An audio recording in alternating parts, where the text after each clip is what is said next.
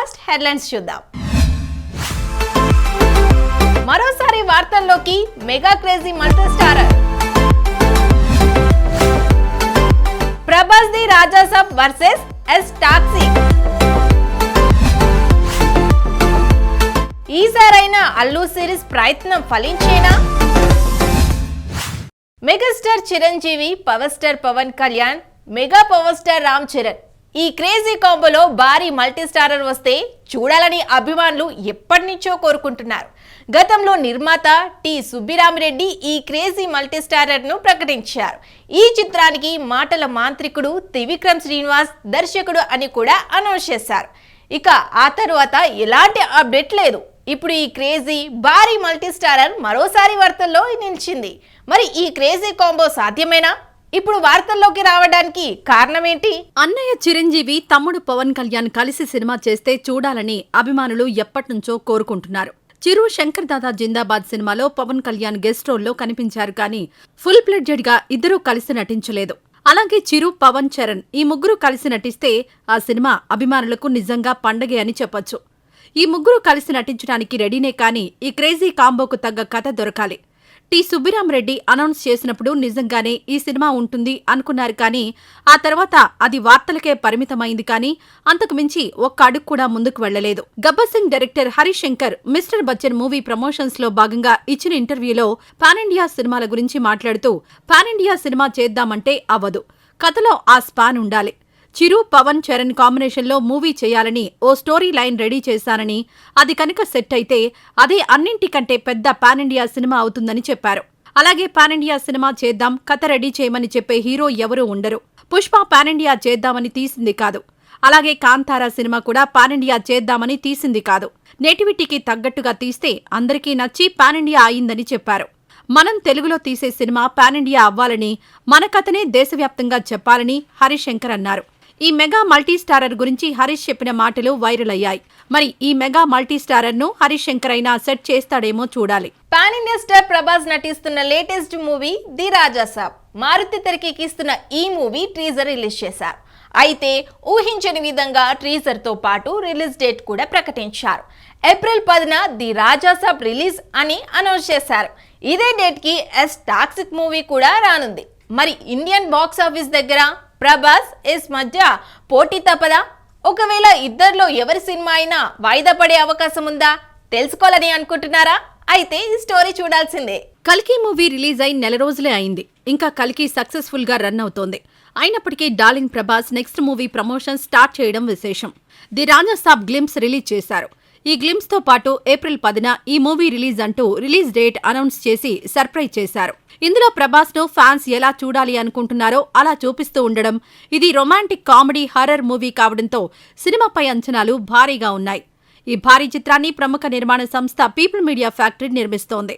Sensational music director SS Thaman సంగీతం అందిస్తున్నారు. Comedy genre అయినప్పటికీ నిర్మాణ పరంగా ఏమాత్రం రాజీ పడకుండా ఈ చిత్రాన్ని నిర్మిస్తున్నారు. ఇప్పటి వరకు 40% షూటింగ్ పూర్తయింది. కేజీఎఫ్ హీరో యష్ నటిస్తోన్న మూవీ టాక్సిక్. ఈ భారీ చిత్రాన్ని గీతూ మోహన్ దాస్ తెరకెక్కిస్తున్నారు. డ్రగ్స్ మాఫియా నేపథ్యంలో సాగే ఈ సినిమా శరవేగంగా షూటింగ్ జరుపుకుంటోంది. అయితే ఈ చిత్రాన్ని ఏప్రిల్ 10న రిలీజ్ చేస్తున్నట్టుగా ప్రకటించారు. ఇప్పుడు ఈ డేట్కే ది రాజాసాబ్ వస్తున్నట్టుగా ప్రకటించడం ఆసక్తిగా మారింది. సమ్మర్ హాలిడేస్ కలిసొచ్చేలా ఈ డేట్ లాక్ చేశారు. అనౌన్స్ చేసినట్టుగా 2 సినిమాలు ఒకేసారి వస్తే ఎస్ టాక్సిక్ ఎక్కువ నష్టపోయే అవకాశం ఉంది. సలార్కు పోటీగా షారుఖ్ డమ్కి రిలీజ్ అయింది. ఆ సినిమా బాగుందనే టాక్ వచ్చినప్పటికీ కమర్షియల్ గా ఆశించిన స్థాయిలో సక్సెస్ కాలేదు. దీనికి కారణం ప్రభాస్ సలార్ ప్రభావమే అని సినీ పండితులు చెప్పడం జరిగింది. అయితే టాక్సిక్ అనుకున్నట్టుగా షూటింగ్ జరగడం లేదని, ఏప్రిల్ 10న ఈ మూవీ రాకపోవచ్చు అని వార్తలొస్తున్నాయి. ఇప్పుడు ప్రభాస్ ది రాజాసాబ్ ఏప్రిల్ 10న వస్తుందని రిలీజ్ డేట్ అనౌన్స్ చేయడంతో టాక్సిక్ రావడం కష్టమే అనిపిస్తోంది. ఈ మూవీ వాయిదా పడే ఛాన్స్ ఉందని శాండిల్వుడ్ లో గట్టిగానే వినిపిస్తోంది.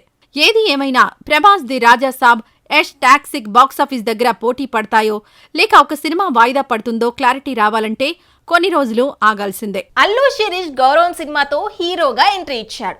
ఆ తరువాత అప్పుడప్పుడు సినిమాలు చేస్తూనే ఉన్నాడు. కానీ సరైన సక్సెస్ మాత్రం రావడం లేదు. ఇప్పుడు బడ్డీ అంటూ మరో సినిమాతో ప్రేక్షకుల ముందుకు వస్తున్నాడు. ఈ సినిమాను ఆగస్టు 2న విడుదల చేయనున్నారు. అయితే ఈ సినిమాతో సక్సెస్ సాధించడం కోసం ఈసారి కొత్తగా ట్రై చేస్తున్నాడు. ఇంతకీ శిరీష్ ప్లాన్ ఏంటి? ఈ సరైన ప్రయత్నం ఫలిస్తుందా? ఓటీటీ వచ్చిన తర్వాత థియేటర్స్కొచ్చి సినిమా చూసే జనాల సంఖ్య తగ్గింది. భారీ సినిమాలు, విజువల్ వండర్ అనిపించే సినిమాల కోసమే థియేటర్స్కొస్తున్నారు. అయితే ఆడియన్స్ థియేటర్స్కి రాకపోవడానికి ఓటీటీతో పాటు మరో కారణం సినిమా టికెట్ల రేట్లు. అందుచేత సినిమా తీసి రిలీజ్ చేయడం ఒక ఎత్తు అయితే ఆడియన్స్ని థియేటర్స్కి రప్పించడం మరో ఎత్తు అన్నట్టుగా తయారైంది పరిస్థితి. సింగిల్ స్క్రీన్స్ తగ్గిపోతున్నాయి. మల్టీప్లెక్స్లో టికెట్ తీసుకుందామంటే అక్కడ చూపించే రేటు ప్రేక్షకుడికి అందుబాటులో ఉండడం లేదు. ఇది జనాలపై ప్రభావం చూపించడం వల్లనే థియేటర్స్కొచ్చే వాళ్ల సంఖ్య తగ్గింది. ఇది గమనించిన పేకమేడలో మూవీ టీం టికెట్ రేటును తగ్గించింది. ఈ సినిమాకి కలిసొచ్చింది. ఇప్పుడు అల్లు శిరీష్, బడ్డీ మేకర్స్ కూడా టికెట్ రేటు తగ్గించారు. సింగిల్ స్క్రీన్స్ లో 99 రూపాయలు, మల్టీప్లెక్స్ లో 125 రూపాయలుగా నిర్ణయించారు. ఎక్కువ మంది ఆడియన్స్ కు సినిమా చేరువ చేసేందుకు ఈ నిర్ణయం తీసుకున్నట్లు నిర్మాతలు తెలిపారు. అల్లు శిరీష్ ఈ మూవీ ప్రమోషన్స్ ను ఎప్పటినుంచో స్టార్ట్ చేశారు. జనాల్లోకి బాగా తీసుకువెళ్లారు. ఇప్పుడు టికెట్ రేటు తగ్గించడం కలిసొచ్చే అంశం. ఎప్పటినుంచో శిరీష్ సరైన సక్సెస్ కోసం వెయిట్ చేస్తున్నాడు. యాక్షన్ ఎంటర్టైనర్ గా రూపొందిన ఈ సినిమా ఆగస్టు 2న ప్రేక్షకుల ముందుకు రానుంది. మరి ఈ ప్రయత్నం ఫలించి శిరీష్ కు మంచి సక్సెస్ అందిస్తుందేమో చూడాలి. కథను నమ్మి రూపొందించిన చిత్రం మ్యూజిక్ షాప్ మూర్తి. ఇందులో అజయ్ ఘోష్, చాందిని చౌదరి ప్రధాన పాత్రలు పోషించారు. ఇటీవల థియేటర్స్ లో రిలీజ్ అయిన మ్యూజిక్ షాప్ మూర్తి ఆడియన్స్ కి ఎమోషనల్ గా కనెక్ట్ అయింది. అయితే ఈ చిత్రం ఇప్పుడు ఓటీటీలోకి వచ్చింది. ఈ సందర్భంగా మ్యూజిక్ షాప్ మూర్తి టీం సక్సెస్ మీట్ నిర్వహించి సక్సెస్ సంతోషాన్ని మీడియాతో షేర్ చేసుకున్నారు. నమ్మకం ఉంది, కాకపోతే జనం దగ్గరికి తీసుకెళ్లడంలో ఆ పబ్లిసిటీ కానీ అవి కానీ అందుకోలేకపోయాం. ఎందుకంటే ఇప్పుడున్న దీంట్లో ఆ ఖర్చు కానీ ఆ ఇది కానీ ఇప్పటికే సినిమాకి చాలా పెట్టారు. థియేటర్లకు వెళ్ళాలి. ఆయన శివగారు అయితే, ప్రొడ్యూసర్ గారు అయితే ఎట్లయినా సరే జనం దగ్గర తీసుకెళ్ళాలి ఇది అనే దీంతోనే ఉన్నారు. ప్రతి ఒక్కరి జీవితాల్లో ఉంటాయి ఇవన్నీ కూడా అనేది అనుకున్నాం. ఆ ఉద్దేశంతోనే నేను అన్నిటికీ తెగించి నా నంబర్ కూడా ఇచ్చా, ఫోన్ నంబర్. సినిమా బాగాలేకపోతే ఫోన్ చేసి తిట్టండి అన్న. వీళ్ళందరూ కలిసి దాని ముందు మాట్లాడింది వెనక మాట్లాడింది తీసేసి తిట్టండి నా నంబరు, తిట్టండి నంబరు. ఏమని అర్థం ఉందో ఇది? ఏంది 5 గంటల దగ్గర నుంచి రేచి 2 గంటలు నాకు సాగు దొబ్బుతుంటే ఏం చెప్పాలి? ఆ దెబ్బతో నంబర్ మూసేయాల్సి వచ్చింది. సరే సినిమా చూశాడంటే ఈ ఫోన్ చేసిన వాళ్ళందరూ కనుక సినిమా చూస్తే ఈ స్పాట్కి డబ్బులు వచ్చాయి, ఇంకో సినిమా స్టార్ట్ చేసేవాళ్ళు. ఆడే ఆడే ఆడే ఆడే ఆడే హలో ఏడే మీరేనా ఏడే ఎవరు? అరే అబ్బాయి సినిమా చూసామంటే ఏ సినిమా అండి? ఇంకోడు నేను కూడా సినిమాలో రావాలని ఉందండి, ఏమన్నా చేస్తారా నాకు? ఒరే బాబు, నేను నంబర్ ఇచ్చింది ఇందుకు కాదురా నాయన, సినిమా చూసి చేయరా స్వామి, నీకు దండం పెడతానంటే. ఏ సినిమా అండి? మ్యూజిక్ షాప్ మూర్తి. చూస్తానండి. అది అంటే మ్యూజిక్ షాప్ మూర్తి సినిమా సంబంధించి ప్రమోషన్లో నేను మాట్లాడిన మాటలు ఏంది? సినిమా చూసి బాగా లేకపోతే ఫోన్ చేసి తిట్టండి అన్న. వాళ్ళేం పెట్టారు? తిట్టండి నంబరు, నన్ను తిట్టండి నంబరు, నన్ను తిట్టండి నంబరు. ఏమన్నా అర్థం ఉందా? అంత కొన్ని సినిమాలు మాత్రం సాటిస్ఫై అవుతున్నానండి. చెప్పేది ఏముంది? ఇప్పుడు రంగస్థలం, పుష్ప, ఒక నన్ను మెయిన్ విలన్గా ఇంట్రడ్యూస్ అయిన గురువు గారు పూరి గారి జ్యోతిలక్ష్మి.